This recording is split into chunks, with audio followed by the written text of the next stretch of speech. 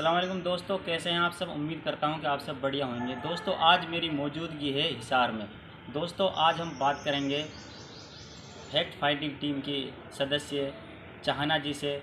दोस्तों जैसा कि मेवात में आए दिन हत्या होती जा रही है, मॉब लिंचिंग बढ़ती जा रही है। आप सभी को पता है 1 महीने पहले जुनैद और नासिर की जिस तरीके से हत्या कर दी गई थी, उन दोनों भाइयों को निर्मम तरीके से मार दिया गया था।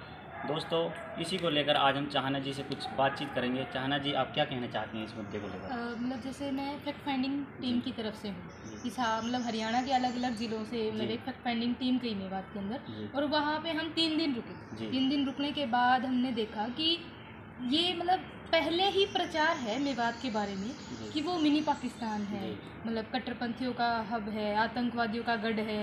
वहाँ पे ऐसे मतलब मुस्लिम लोग हैं, चले गए तो वापस नहीं आओगे, इस तरीके का प्रचार है यहाँ पे। हम यहाँ से गए, तब हमने जा कर के वहाँ जब हम रहे 3 दिन, और अलग अलग जो पीड़ित लोग हैं जिनके साथ गोरक्षा टास्क फोर्स ने हिंसा की है, जो लोग मारे हैं, जिनके ऊपर मारपीट की गई है, उन लोगों से हम मिले। तब 3 दिन रहने के बाद हमें मतलब ऐसा लगा कि वहाँ पे एक्चुअल में हिंदू मुस्लिम एकता है। ज़रूरत नहीं है आपको बाहर से जाने की किसी को, और वहाँ पे गोरक्षा के नाम पे काम करने की। वहाँ पे पहले से ही गौ की रक्षा है, वहाँ पे लोग पालते हैं गौओं को, ज़रूरत नहीं है। तो इस तरीके से वहाँ पे माहौल है। एक्चुअल में वहाँ पे असल में गोरक्षा होती है। वहाँ मतलब एक गांव में 200-300 के आसपास गौएं पाई जाती हैं। हमारे इधर एरिया में ऐसा नहीं है कुछ भी। यहाँ पे तो पूरे अगर गांव में देखें तो 10 गौ नहीं मिलेंगे आपको, लेकिन वहाँ तो एक ही घर में 2-2, 3-3 गायें हैं। इस तरीके से है। जब हम गए वहाँ पे हमने ये चीज़ें देखी। उसके बाद हम सबसे पहले गए नासिर के घर पे। नासिर के घर वालों से हमने बात की, तब उन्होंने बताया कि हमारा जो नासिर है वो ट्रक ड्राइवर थे, और 25 साल उनकी उम्र थी, और उनकी मतलब कोई संतान नहीं है। एक बेटी है, वो गोद ले रखी है उन्होंने, और मतलब वो कोई किसी काम से बाहर गए थे किसी पड़ोस के गांव में, लेकिन बीच में ही मतलब जो गोरक्षा टास्क फोर्स के बंदे हैं उन्होंने मतलब उनको उठा लिया, और उठा के मारा पीटा, गाड़ी में ले गए, इस तरीके से अपहरण कर लिया उनको। वो सब बताया उन्होंने। फिर हम उनके मतलब परिवार से मिलने के बाद उनकी जो मिसिज उनसे मिले, नासिर की पत्नी से। नासिर की पत्नी बात तो नहीं कर पाई, लेकिन उनकी जो बहनें थी उन्होंने बात की। उन्होंने बताया कि हमारा भाई ना बड़ा शरीफ इंसान था, कभी मतलब किसी से झगड़ा नहीं था, कभी मतलब बहुत काम से काम रखता था, ऐसा था। लेकिन इन्होंने मतलब मार दिया हमारे भाई को। अब मतलब क्या होगा, ये कितनी छोटी उम्र, 25 साल की उम्र है उसकी, इतनी छोटी उम्र में नौजवान भाई को मार दिया। इस तरीके से मतलब उनसे बात की हमने। फिर हमने बताया कि ना हम हरियाणा के ऐसे ऐसे अलग अलग ज़िलों से आए हैं, और फैक्ट फाइंडिंग के लिए आए हैं कि असल में सच्चाई क्या है। तब मतलब पता चला वहाँ से कि वो बस गाड़ी लेकर के किसी काम से गए हैं, ना उनके पास गए हैं, ना उनके पास गौ मांस का कुछ भी नहीं मिला, फिर भी मतलब उनको मार दिया गया। फिर उसके बाद हम जुनैद के घर पे गए। जुनैद और नासिर का एक ही गांव है, घाट में। घर में गए तो एंट्री करते ही हमने देखा कि मतलब एक छोटा सा कमरा है, छोटा सा आंगन है उसके आगे, और बिल्कुल मतलब बिल्कुल गरीब फैमिली है। मतलब उसमें वहाँ पे लड़कियाँ थी, 4-5, 15-16 एज की लड़कियाँ थी। मैंने उनसे बात की, मैंने पूछा उनसे कि आप स्कूल नहीं जाते, पढ़ते ही नहीं? तो उन्होंने बोला नहीं, हम पढ़ते ही नहीं। अच्छा, फिर मैंने कोई सवाल नहीं किया कि उनसे क्या पूछूँ, क्यों नहीं पढ़ रही हूँ। उसके बाद पता चला कि घर छोटा है और टॉयलेट बाथरूम नहीं है, इसलिए पड़ोसियों के घर में मतलब बैठे हुए हैं सब लोग। फिर हम पड़ोसियों के घर में गए, वहाँ पे बात की मैंने। तब उनकी जो जुनैद की जो पत्नी है वो तो मतलब ना बिल्कुल बहुत बुरी हालात में थी, मतलब उठ भी नहीं पा रही, ना वो बात कर पा रही, लंबे समय से बेहोशी, खाना नहीं खा रहे, मतलब पूरा सदमा लगा हुआ था, तो वो तो बात ही नहीं कर पा रही थी। उनकी मतलब कोई और रिलेटिव थे तो उन्होंने बात की थी। वो बता रहे थे कि ना मतलब जुनैद के खुद के 6 बच्चे हैं, और जो जुनैद का भाई है बड़ा, उसके 7 बच्चे हैं, टोटल 17 बच्चे, और उसके बाद पूरा परिवार। उन सब की जिम्मेदारी जुनैद पर थी, क्योंकि उसका बड़ा भाई है जो वो मानसिक रोगी है, मतलब पागल है, काम नहीं कर सकते। सारी जिम्मेदारी पूरे 2 परिवारों की जुनैद के ऊपर थी। और जुनैद जो किराने की दुकान थी उसकी छोटी सी, और मतलब वो वहीं पे किराए पर लेकर के वही काम करता। तो अभी उसकी जब हत्या कर दी गई, उसके बाद अब कौन परिवार को संभालेगा, ये सवाल था उन लोगों का। मतलब हमारे पास जवाब नहीं था कि हम क्या जवाब दें ऐसी हालात में, मतलब क्या कहें उनको। फिर हमने बात की, मतलब ये सवाल था मेरा। मैंने उनसे पूछा कि आप ना मतलब अपनी लड़कियों को, अपने बच्चों को क्यों नहीं भेजते हैं स्कूल में। तब उन्होंने बताया कि जो स्कूल है ना, स्कूल में ड्रेस के, फीस के, किताबों के पैसे लगते हैं, कहाँ से लेके आए, हम तो बहुत गरीब हैं, 6-7 बच्चे हैं, कहाँ से कैसे पढ़ाएंगे हम, इतनी दूर स्कूल है। पता चला तो मतलब ये है कि अभी जो सरकार ने न्यू एजुकेशन पॉलिसी लेकर आई है, अभी जो सरकारी स्कूल है उनको मॉडल संस्कृति स्कूल बना दिया है और फीसें ली जा रही है सरकारी स्कूलों में, ये हालात है। और मतलब पूरा एक आंकड़ा भी है कि किस तरीके से मतलब एक स्कूल में पहले 850 के आसपास बच्चे थे, कामा का स्कूल है शायद ये, और वहाँ पे मतलब इतने बच्चे थे, लेकिन मॉडल संस्कृति स्कूल के बाद उसकी स्ट्रेंथ घट गई है बिल्कुल, कि फीस देने के लिए पैसे नहीं हैं। पूरा का पूरा जो इलाका है वहाँ का, जो नूह का इलाका है, मेवात जिसको बोल रहे हैं अभी, तो वो पूरा का पूरा एक पिछड़ा हुआ इलाका है। सोचने वाली बात ये है कि वो बिल्कुल गुड़गांव के पास है, गुड़गांव इतना डेवलप एरिया है, और उसके बाद वो जो नूह है उसमें कुछ भी विकास, सड़कें तक पक्की नहीं है, पूरे 90% जो घर हैं वो कच्चे हैं अभी तक भी। कोई अगर किसी का घर बन गया है तो उस पर लिपाई नहीं हो रखी, मेन गेट नहीं है, इतनी बुरी हालात है वहाँ पे, मतलब ये हालात हैं। और हम बात करते हैं कि वो ये कर देंगे वो कर देंगे, जबकि एक्चुअल में वो इतनी गरीब हालात में भी एक दूसरे के साथ मिलजुल कर रह रहे हैं। जी बिल्कुल, तो ये है मतलब एक्चुअल में सच वहाँ का। जी चाहना मैम जी, आप वहाँ पर गई, 3 दिन रुकी, मतलब आपको कुछ वहाँ पर ऐसा कुछ नज़र आया कि नफरत है वहाँ पर हिंदू मुस्लिम के बारे में? जैसे सुन रहे हैं आप, सुनती होंगी न्यूज़ में कहते हैं कि वहाँ पर आतंकवादी पैदा होते हैं, गौ तस्कर हैं, गौ तस्कर हैं, क्या आपको ऐसा लगा वहाँ पर? मतलब हम जब रहे वहाँ पे हमें ऐसा कुछ भी नहीं लगा।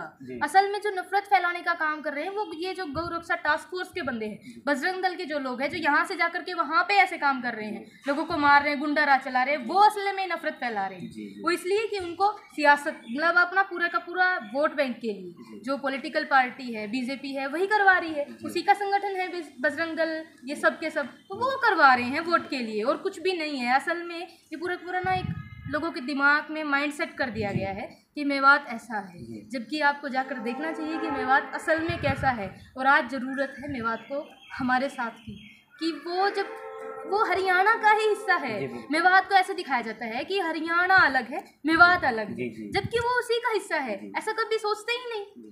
वो इसीलिए है क्योंकि हम एक दूसरे के साथ जुड़े हुए नहीं हैं। जब तक हम वहाँ पे जाएंगे नहीं, वहाँ से लोग आएंगे नहीं, एक दूसरे के बारे में जानेंगे नहीं, तब हम कैसे जुड़ पाएंगे। तो ज़रूरत है आज मेवात के साथ खड़ा होने की, उन लोगों के लिए जानने की। जी मैम, मैं ये कह रहा हूँ जी, जैसे जी वहाँ पर अशोक गहलोत जी आए थे, घोषणा करके गए थे हम ये कर देंगे वो कर देंगे, 10 दिन का टाइम दो हमें, हम जितने भी आरोपी हैं उनको सबको गिरफ्तार कर देंगे। लेकिन अभी तक एक ही आरोपी गिरफ्तार हुआ, वो तो उसी दिन गिरफ्तार हो गए थे, लेकिन जो बाकी आरोपी अभी तक फरार है, आखिर क्यों गिरफ्तारी नहीं हुई? मतलब ये जो रोल है ना कि अशोक गहलोत जी आए, मतलब ये बोल रहे हैं कि कांग्रेस की सरकार है, कांग्रेस की सरकार कर देगी। असल में ना यहाँ पे कांग्रेस करने वाली ना बीजेपी करने वाली, यहाँ जो स्टेट मतलब जो सरकार का जो करेक्टर है वो क्लियर है।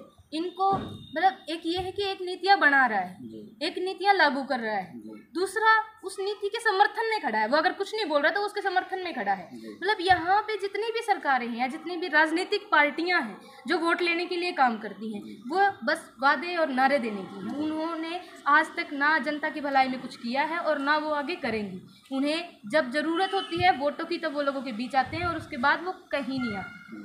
मैम ये कह रहा हूँ जी, जैसे ही उदयपुर में एक मामला हुआ था, वहाँ पर एक को मार दिया था, उसकी गर्दन काट दी थी, मुसलमानों ने मारा था उसको, लेकिन उसको तुरंत गिरफ्तार कर लिया था, 12 घंटे के अंदर गिरफ्तार कर लिया था। आखिर ऐसा भेदभाव क्यों मुसलमानों के साथ? ये जो बात है क्यों नफरत है ऐसी मुसलमानों से? समस्या ये है कि जो मुस्लिम लोग हैं, जिनमें तब भी वहाँ पर कांग्रेस की सरकार थी, अब भी कांग्रेस की सरकार है। समस्या यही है ना कि उन्होंने जो मुस्लिम है उसको एक नकली दुश्मन बना के पेश कर दिया है लोगों के आगे कि अगर मुस्लिम के साथ कुछ हो गया तो कोई दिक्कत नहीं है, आम बात है, लेकिन अगर हिंदू के साथ हो गया तो उनका पूरा इंसानियत जाग जाता है। सब लोग आएंगे, सड़कों पे आएंगे, पूरा मुआवजा दिया गया, मतलब 1 करोड़ मुआवजा दिया गया था पूरे मसले, 1 करोड़ दिया, एक सरकारी नौकरी भी दी गई और बहुत जल्दी एक्शन हुआ था, जल्दी एक्शन, लेकिन सरकारी नौकरी दे भी दी उसको। हाँ, अभी हो भी गया मतलब। लेकिन यहाँ पे जो मसले हैं मतलब वो न्याय की आवाज उठा रहे कि गिरफ्तार कर लो आप आरोपियों को, वो भी सरकार नहीं कर रही है। इसीलिए क्योंकि जो अगर पूरे वर्ल्ड लेवल पे देखें, अगर मुसलमानों की बात करें हम,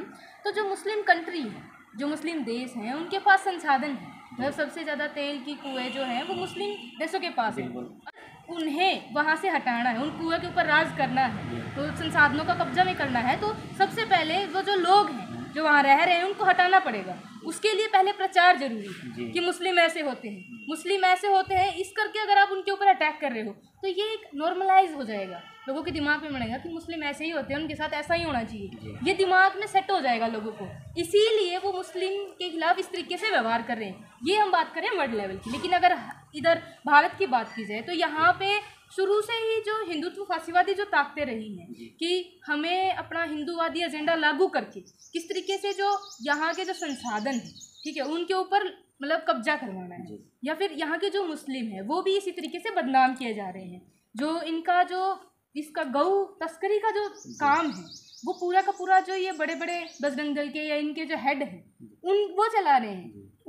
उनका ये काम कंटिन्यू चलता रहे, इसी के लिए जो मेवात में गौ पालन हो रहा है उसको ख़त्म करवाया जाए। वो ये चाहते हैं कि वहाँ का गौ पालन ख़त्म हो ताकि आसानी से वो गौ तस्करी कर सकेंगे, क्योंकि मुस्लिम तो पहले से ही बदनाम है गौ तस्करी के नाम पर, वो तो उन्होंने कर दिया है। अब ज़रूरत है उनको वहाँ से हटाने की, गौओं को जो पालन हो रहा है उसको ख़त्म करने की, ताकि वो आसानी से गौ तस्करी कर सकेंगे। जी मैम, मेरा आपसे एक आखिरी सवाल है जी, क्या आपको क्या लगता है क्या उनकी गिरफ्तारी हो जाएगी? क्या जुनैद और नासिर के परिवार को इंसाफ मिल पाएगा? मतलब अगर हम बात करें ना कि मिल पाएगा या नहीं मिल पाएगा, जिस तरीके से चीज़ें हो रही हैं, कंटिन्यू जो घटनाएं हो रही हैं, उस तरीके से इन सरकारों के ऊपर भरोसा करना कि ये न्याय दे देंगे तो मुश्किल है। लेकिन हो सकता है जब हम जो मजदूर किसान एकता की बात कर रहे हैं उसमें हम जो अल्पसंख्यक लोग हैं, जो मुस्लिम हैं या और अधर्म के लोग हैं, ईसाई हैं, उन सबको शामिल करके अपने पाड़े को मजबूत करें। जहाँ पे मेहनतकश लोग हों, मेहनतकश लोग जब इकट्ठा होंगे, इकट्ठा होकर आवाज़ उठाएंगे तो ये चीज़ें हो सकती हैं, तभी कुछ संभव है। ये दोस्तों, ये थे हमारे साथ फैक्ट फाइंडिंग टीम से चाहना जी। बहुत बहुत शुक्रिया चाहना जी हमारे साथ जुड़ने के लिए। आपका भी धन्यवाद, आपने यहाँ पे मतलब आकर के कवर किया है पूरा मसला। धन्यवाद आपका, शुक्रिया।